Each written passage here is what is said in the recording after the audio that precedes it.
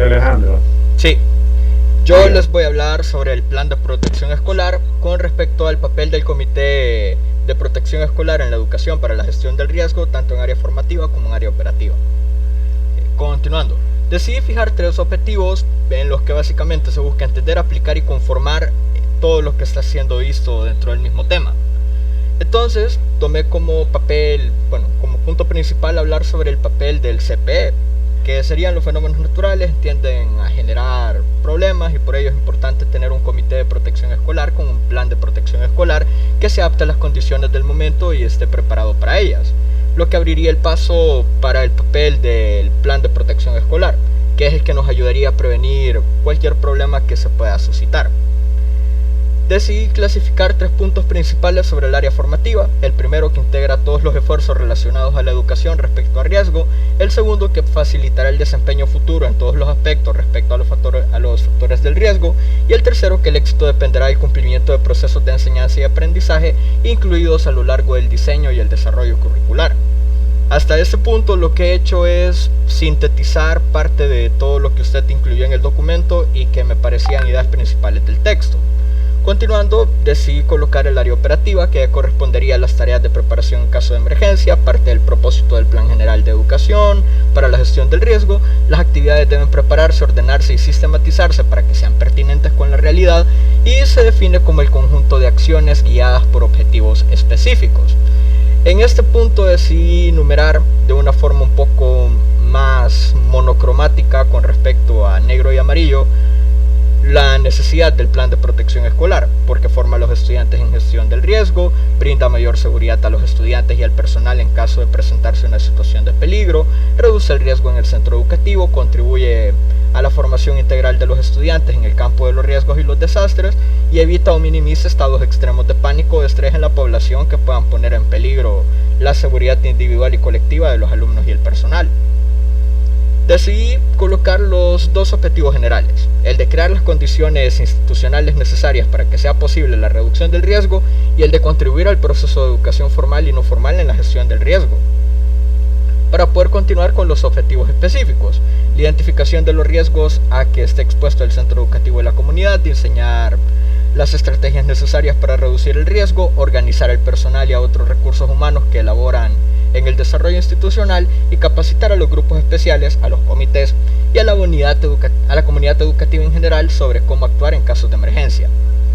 Finalmente, dentro de esta parte coloco las características del plan de protección escolar como integrador, permanente, abierto, flexible, lógico, realista y retador, con una frase sencilla que sea de fácil comprensión para cualquier persona que lo lea.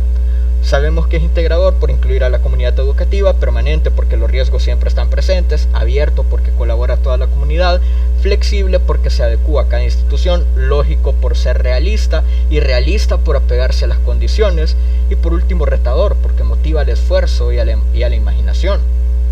Entonces existe una secuencia del plan: motivar, diagnosticar, organizar, planear, ejecutar, evaluar, corregir y sistematizar. Sobre la parte de la motivación no me quiero detener mucho porque este paso depende de cómo el plan se lleve a cabo. La motivación de las personas ayudará al desarrollo del plan. Y es que tanto usted como yo recordamos aquel momento en el que nos tocó tener que hacer un simulacro con respecto a qué ocurriría en caso de sismo. Y que en efecto en ese mismo ciclo se tuvo que aplicar qué hacer en caso de sismo porque dieron las casualidades que tembló, en mi caso por ejemplo durante un parcial de estadística, allá en 2019. Luego continúa el diagnóstico. Esta actividad consiste en el análisis y la elaboración de escenarios de riesgo, haciendo un inventario de amenazas a que esté expuesto el centro educativo, identificando un grado de vulnerabilidad. ¿Va a decir algo? Bueno, continuando, en el diagnóstico se brinda información sobre lo que pueda ocurrir dentro de la institución. Todo esto es básicamente una repetición casi de lo mismo, pero tomando en cuenta que se debe evaluar la estructura principal del edificio, cimientos, columnas y vigas, y el tipo de material que se utilizó para su construcción, concreto, madera, metal u otros. Y luego se observarán los elementos no arquitectónicos y estructurales, entre otros, paredes, muros, ventanas y entrepisos. Luego sigue la organización, que nos permitirá disponer de la mejor forma de acuerdo a la realidad los recursos humanos existentes, y cada centro educativo, según sus riesgos, características y recursos, organizará los grupos que se crean convenientes. Para esta fase se necesitarían dos: integrar la comisión de protección escolar y crear los comités o unidades y otros grupos de apoyo para atender las emergencias. Okay. En esto se integrará una comisión de protección escolar y comités que pueden ser de evacuación, incendios, primeros auxilios, rescate, vigilancia y otras según las necesidades detectadas. La comisión de protección escolar será la responsable de la estrategia de reducción del riesgo y de la estrategia de respuesta. Además estará compuesto por el director, que también puede ser el coordinador general, coordinadores de comité, uno por comité, y el personal de apoyo. En esta diapositiva decidí comparar un poco las funciones del coordinador general mezcladas con las del director de la institución, porque podrían ser el mismo, y las funciones del coordinador de comité. En este caso, el coordinador general es responsable del plan diseñado, define las políticas del planteamiento y promueve actividades de fortalecimiento para los comités. Y las funciones de los coordinadores de comités es dirigir la planeación, planificación y ejecución, responsable de su propio comité, y presenta informes sobre el avance del trabajo de las unidades respectivas. Con respecto al comité de evacuación, se identifica con el color amarillo y debe estar compuesto por 3 estudiantes de cada aula. Evalúan las rutas de evacuación, colocan señales de evacuación y se coordinan con los otros comités. Luego tenemos el comité contra incendios, que son muchos más, pero yo veo que ahí es lo más importante, ¿verdad? Sí, para sintetizar un poco la información. Sí, claro.